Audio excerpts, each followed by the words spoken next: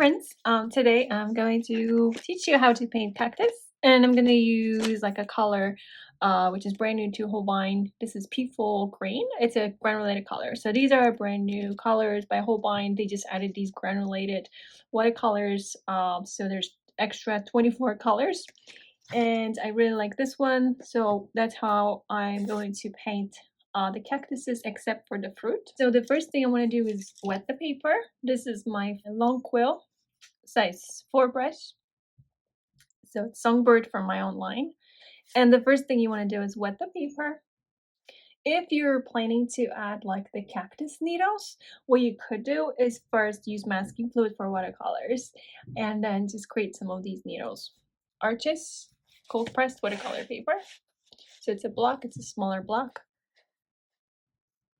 So you want to wet each cactus, like each piece, not just like one time, but you want to actually go through the cactus part maybe like for 2 minutes, and that's because you want the paper to stay wet longer.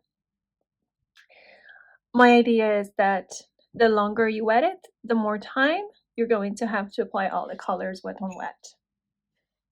So at first you might wonder like, well, how much water do I add? A lot. Just don't even like save on water here, like just go for it. A lot of water. It's the moment before you start applying colors that matters the most. That's when you don't want puddles of water. For the most control, you want to have like nicely shiny surface of the paper. That's what you want to look like, with no puddles, because then everything just kind of spreads. In this case, I mean, maybe it would be a little bit okay, just because I'm showing granulation. I want to show granulation, and I'm going to try to focus on just applying that one color. It's not like I'm going to be building it up with like undertone and so on. I'm actually specifically going to add this one color, but I do want some red for the shadows on the side, and just to change the shade of it a little bit on the right side because of the shadow. I've been wetting it for like 2 minutes. I'm going to show you this Peaceful Green. That's the color, right? So now I just kind of diluted it with water, and I'm going to grab with the same brush some of this more. This, what I have on my brush, feels more like a water to milk like ratio. And I'm just gonna let this to do its own thing, but I'm not applying it like everywhere in every little area, if it makes sense. I kind of go like almost in circles because I want some areas to be much lighter. And as a matter of fact, like the left side right here, the top part is much lighter because that's how the light is hitting it. So try to like kind of skip some areas, and it's not a bad idea to kind of go in circles when you apply these colors. Or this color. This is one color, right? So this is the Peaceful Green. When you look at a tube, actually, you see that this side is green and this is blue, because that's how colors separate. It's so pretty. So you actually see two colors. So I'm gonna go actually all the way to the edge. This is wet on wet if you've never done watercolors before. That means you're applying colors toward the wet surface of the paper. Use the tip of your brush to go along these sketch lines for the most control. You don't have to use the same brush. You don't have to use a similar brush. You don't have to use a quill brush. You could just go with a round brush, but try to have a nice fine point. So that will kind of guide you as you're applying these colors. Like, okay, there's my tip, so I can go closer toward like these edges here. So as you see, I'm staying away from like the left side, and what will help is once I add color toward this one here, that will be a nice contrast. Now I'm pretty much done with this part. That's how simple it is. I'm gonna clean the brush. The reason I'm leaving it is because I want to show that granulation. Otherwise, like if I mess with it too much, the granulation kind of goes away. And that just happens with any watercolors, granulated watercolors, whether it's Raczynska or some Daniel Smith. That's what happens when we mess too much with it. But I want to grab some of the, let's say, green and red. Why red? So this simply applies, well, to the color wheel. We want to go back to the color wheel because red color is a complementary color to green. And to create a natural shadow, you actually want to include that red with your green. So now from the right side, I'm just gonna add this little shadow. It doesn't match, right? Because what I should be really doing is adding red to that peaceful green. So I just did that. I'm quickly grabbing the peaceful green. I just didn't want to touch it because it's such a pretty color and I didn't want to make it messy on the palette.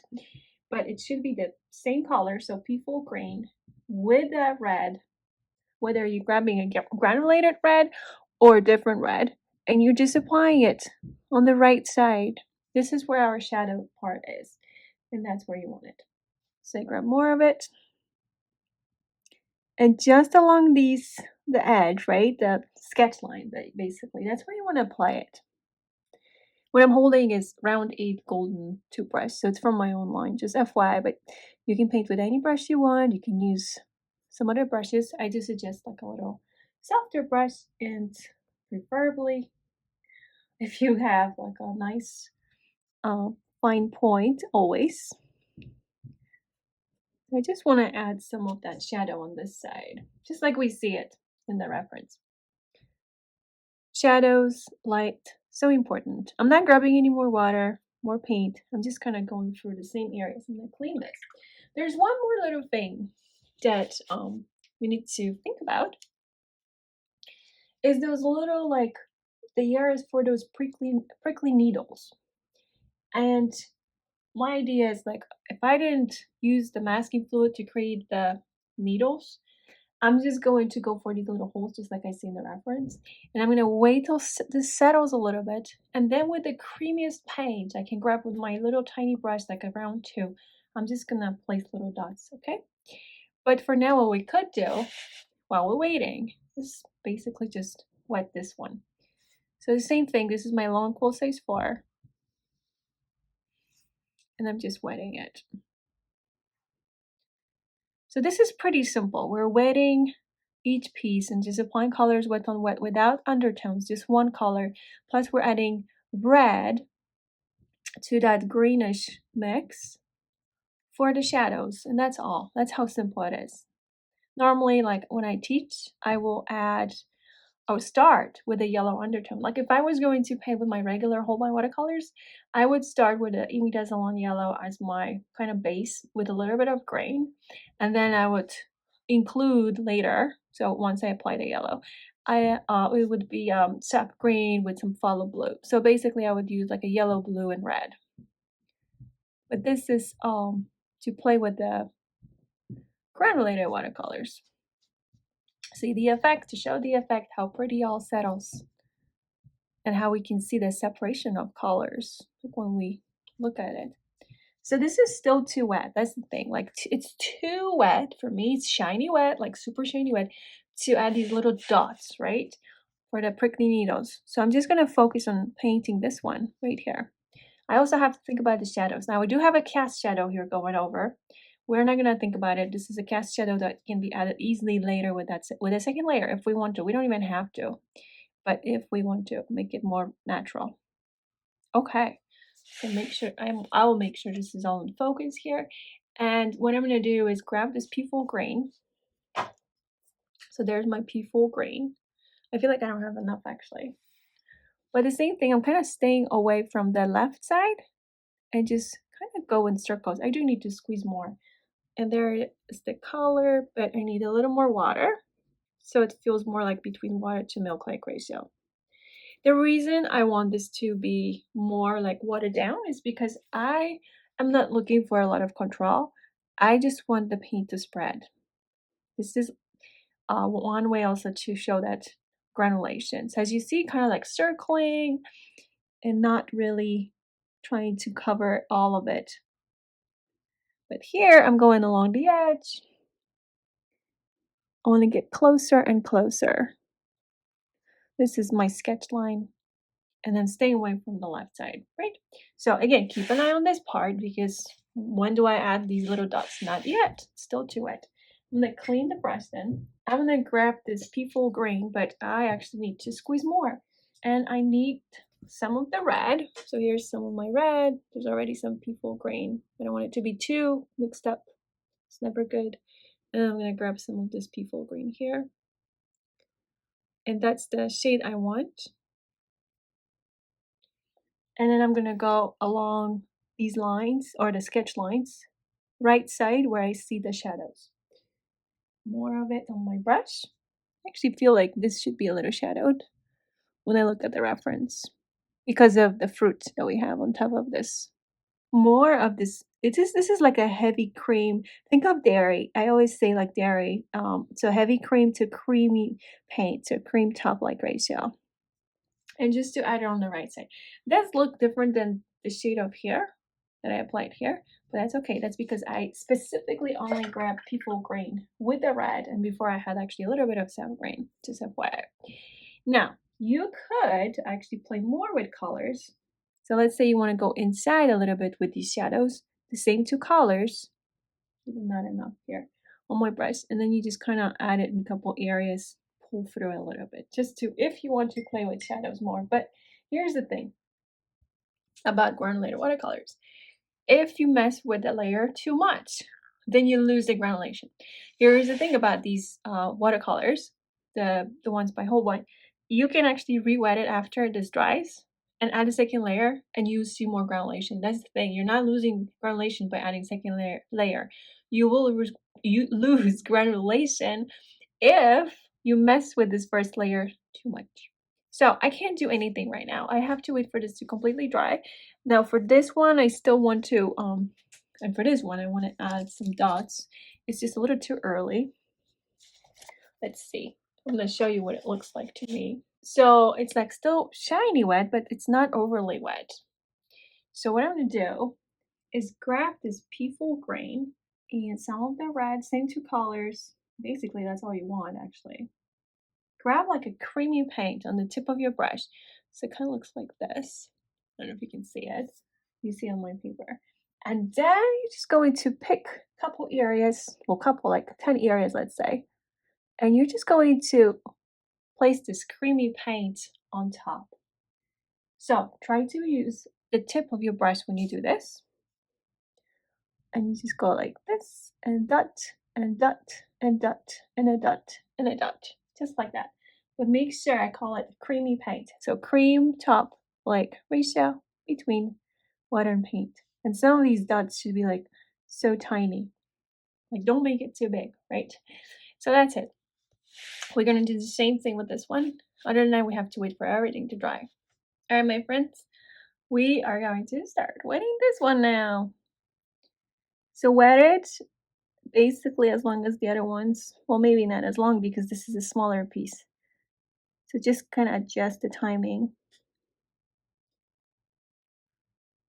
I'm gonna wet it for about 2 minutes. All right, make sure there's like no puddles of water.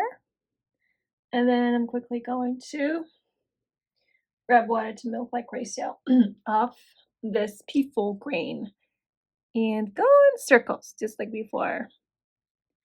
Let that color to separate and do its thing. Now we do naturally need to add color all the way to this line. And also this area will give us a nice contrast. That's what we also want to go right along this sketch line. So I'm using the tip of my brush to go as close as I can. I don't want to go over this cactus. I just want to go close to it. Of course, make sure this has dried 100%.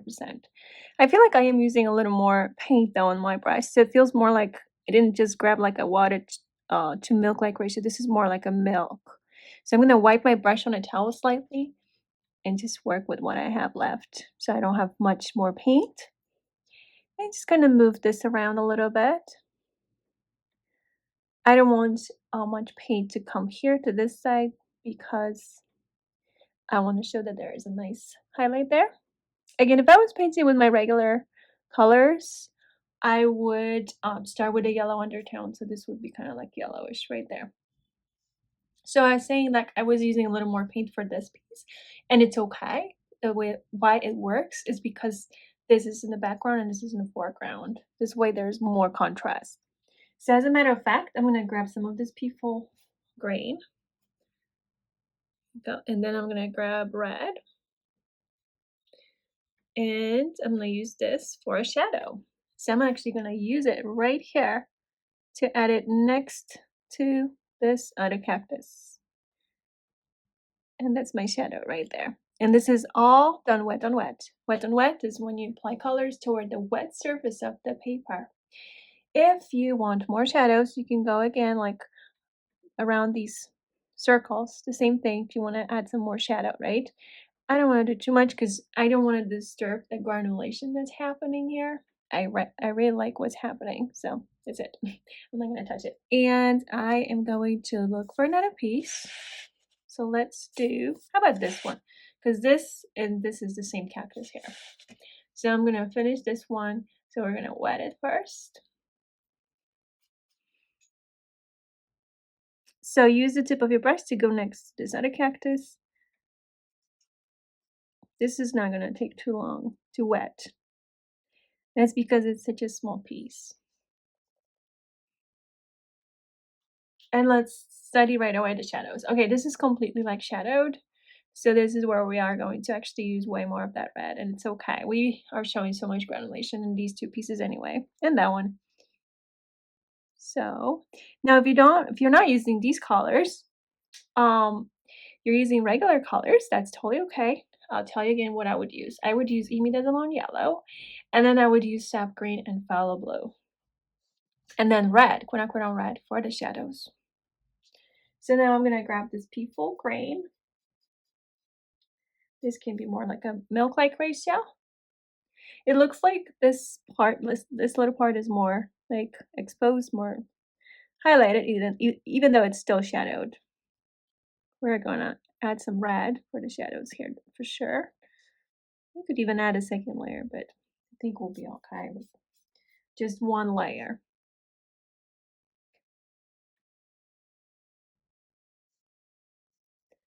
All right, and now I'm gonna squeeze more of this peaceful green because I'm already out of it. And then I'm going to grab some of the red, and that's how I'm gonna create a shadow. So here's my red, it's all dirty now. Because the brush is dirty, that's okay. Move it here, and then move this here. So this is a peaceful green, which actually this is like a pearl red. That's what it is. It's not even quinacridone red. But here it goes. I want it to be much darker. And getting as close as I can toward this one here. I'm actually going to even include blue. I really want this to be darker. So follow blue too now. Peaceful green, pearl red. So this won't show, this piece will not show much granulation because I'm mixing in like other colors. But I am actually happy with it because I am creating a nice contrast. So the contrast between this one and this one here. I need contrast because nothing looks natural unless you have a nice balance between light and shadows. And that's it for this one. So now I can move on to the last one here and then we can paint the fruit. So we have to do the same thing. We're going to wet it. I'm going to use my long cool size 2 actually. So larger brush for more coverage.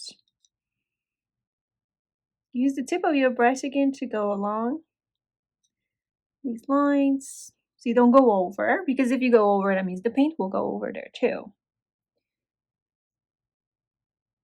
Here you go. All right, and then my peaceful green. There it is, the beautiful color. And it is a shadowed one, but I don't care that much about it, that it's shadowed, because I have plenty of like shadows in a way from here and over there. I want to make this a little maybe lighter. Again, I'm going in circles, like in a way with my brush, if you can see that. Because I want, first of all, I want to see the separation of colors. And I do have that separation of colors because I'm using this color, right? So you can see green and blue. And when I don't touch it, the more I don't touch it, the more you see of that separation, if that makes sense. So that's the key about like with these granulated colors. the less you do, the better. Sometimes it's very hard for me because this is just my thing, like the technique I use, the way I blend colors. I blend colors and mix the colors on the paper, right? But I also start with undertones and I do a lot of shadows and all that. I do lots of blending and work on the paper. So I do just most of the time one layer. So with this, it's very hard for me to not continue playing with it and add this creamy paint and this and that and lift colors, because that would kill the granulation if I was doing it in my regular way. So I just kind of have to remind myself, okay, just leave it. Just watch what's happening here, how the paint is separating and how pretty it looks. You don't need to, add another load of color.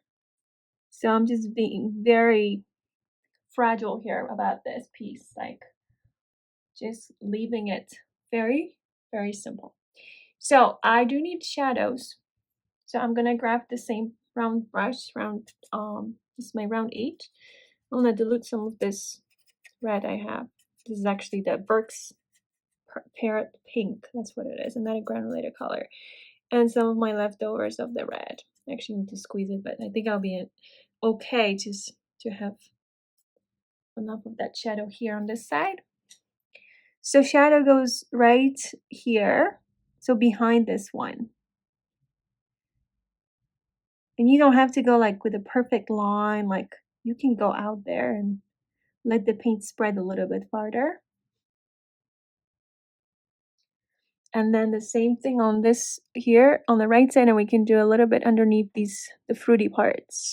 So this one is called Prickly Pear Cactus. I have taken photo by myself of many of these. Actually not the reference one for this one, but I did take many photos and I painted from those photos because these grow very close to where I live. And I think these are such a beautiful subject to paint. Here, I want to add a little bit here just to show that this is highlighted. I might have to lift a little bit, but maybe not. Again, I have to remind myself, okay, slow down here. This is the granulated watercolor. Just don't do too much.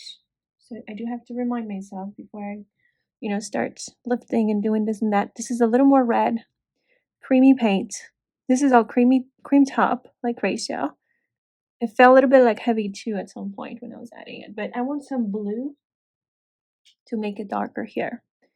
So red, green, blue, basically. Make it a little darker here, this side.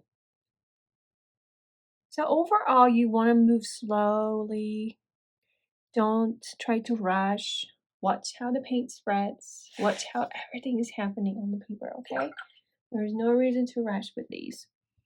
This is really fun and it's just worth like looking at it and studying it. And as a matter of fact, I forgot to add these little spots for the prickly needles. So it will be a little bit of wet on dry now, actually. So this is like a milk-like ratio, I suppose. And you know what? It's still okay, even though this is done wet on dry. I prefer to do it wet on wet, but I forgot. Just FYI. So you have the same kind of look. You want to add these dots wet on wet. So I'm going to keep an eye on this one so I don't miss the timing. And I'll prepare my color mix. Grab this creamy paint. It's a little too early. It's way too early. But I might be able to add a little bit. As long as I have this chunk on my brush. Here you go. This way I don't miss out on timing. Or if I do, I already have a little bit. A little more color. And let's see, do I see any? I do see a little bit there too.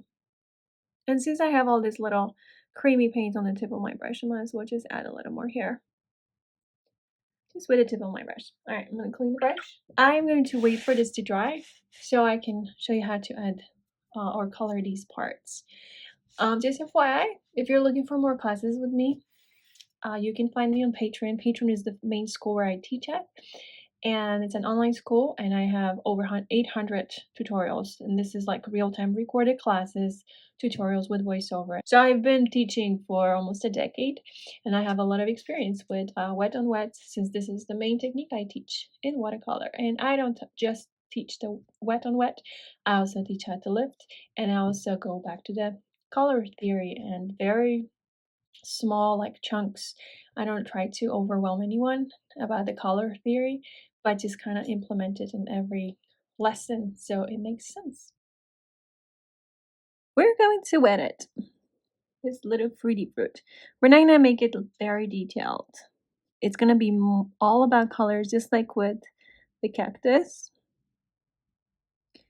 Let's just wet both, or just wet one if it's easier, so you can focus on it. But I'm just gonna pre-wet the right one as well.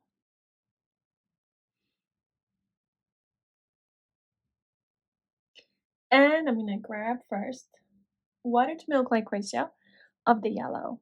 And when I grabbed it, I'm placing it here. I'm not placing it everywhere as you see. I just chose some areas, right? And that's it. I'm gonna clean the brush. And then I'm gonna grab this Burke's Parrot Pink. This might or might not show much granulation right now, just because I'm using a different color as an undertone. And also like I am basically going to make it very thick here. This is milk-like ratio, so on the bottom. And I also need to add another color for the shadow because we see shadows. So as you see, I'm just kind of like using what I already have on my brush. I will probably see granulation here, but I can't mess with it too much. And what I need to do is grab green and red for the shadows. So now I have green, red, and I'm just gonna place it on the bottom. I'm looking at the reference just so you can see like how the shadows are basically appearing. So it's mostly this side. What could help is adding a little bit of blue too, make it a little darker. So this would be a little shadowed. And just go through, like add a little paint here and there. Well, let's start with this one on the left. So let's wet it first. Use a smaller brush. Try to go only on the inside so you don't go outside, because as soon as you add water on the outside, the paint will travel there too. More water. I'm doing like 2 of them at the same time because it's just such a small little thing. The idea is also like try to have your colors ready to go on your palette so you don't find yourself like diluting colors with water while this is all like drying, right? And you already placed some colors.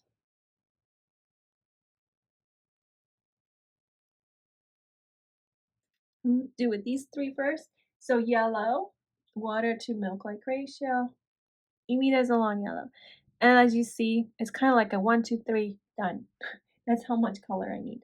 1, 2, 3, done. So just a little bit of that yellow. You could actually, when I'm looking at it, I'll grab a little bit yellow and red, yellow, red, and just maybe place a little bit on top, just for a little effect. Just watch how this turns out here, and then you know if you really wanted to. So this is milk like ratio, and this is the Burke's Parrot Pink. Of course, you can use quinacridone red or some other red if you want to. I'm gonna use a little more. Let's again remember where the shadows are placed or located. When we look at the reference, it's mostly the right side. So I'm just gonna jump a little bit here with this. And then, oopsie daisy, there you go.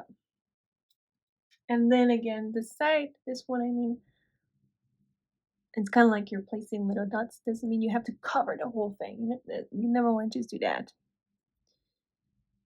Unless you're like painting wet on dry, that's a very different approach.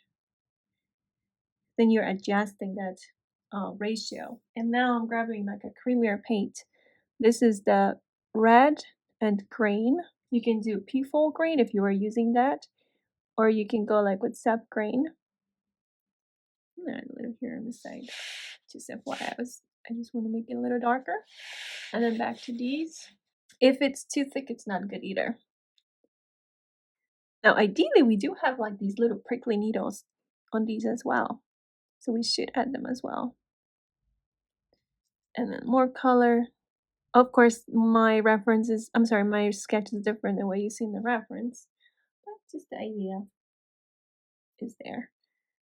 Because you can sketch it differently. You can add more of these, less. I feel like I don't have enough red here. I'm just gonna grab more red. This time has to be like a heavy cream because everything is just so, like, it's not the stage to go with like a water to milk like ratio. Definitely not. And let's see. More shadows here. If you want to make that mix of the blend of red and green, which is brown actually, if you want to make it darker, add a little bit of blue. I just want to make it connect with the cactus bottom part more. And then I have this one now. So I'm just going to focus on this one here. Wet it. And then let's start with some of the yellow. And then I'm going to grab this Burke's Parrot Pink. I feel like I actually need to use way more. Even though like this one seems lighter, I want to add way more. Make it prettier. And then the green, reds, and blue. Make it more shadowed. This side is shadowed too because of this one here, and actually there should be another one there. And if it's not too late, I'm going to add these little tiny spots for the prickly needles. So I'm going to go back to these two, and I'm going to grab the same combo, which is the red, green, so maybe blue, but this is creamy paint on the tip of my brush, right? And then just tiny, tiny dots.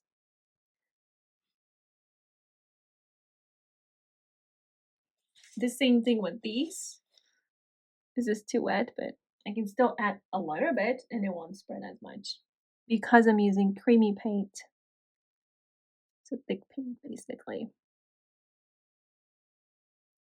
So now I'm going to quickly do these as they're zoomed out.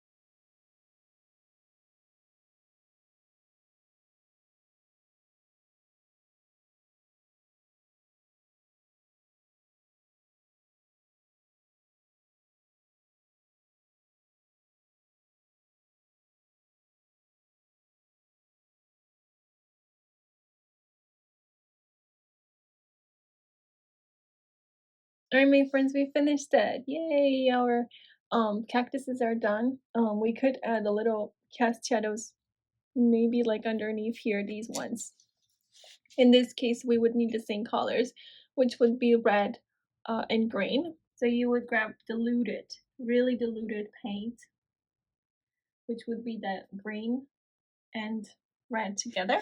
You can add a little bit of blue, of course, to make it darker. And then you would go, just like we see the shadow, right? Go on the inside a little bit. And kind of like along the lines, the walls, just so we can see a little shadow. So something like this. This way we have a little cast shadow. I feel like I should add one here too. So cast shadow here. And then coming from this one. Alright, that looks a little better, doesn't it? Little shadows. They add a lot. So let me know if you have any questions, and I hope you enjoyed this class. Thank you so much.